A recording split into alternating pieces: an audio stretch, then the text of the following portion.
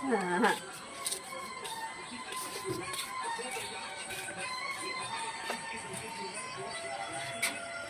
রাখো ঘরে।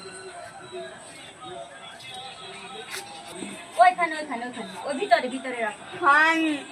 শাড়ি কে দিয়েছে? মাসি। তাই? আচ্ছা ঘরে রাখো, ব্যাগটা হলো, ব্যাগটা ভালো আছে।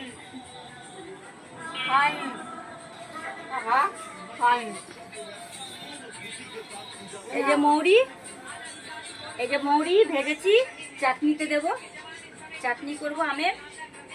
আর এই যে মুরগির মাংস,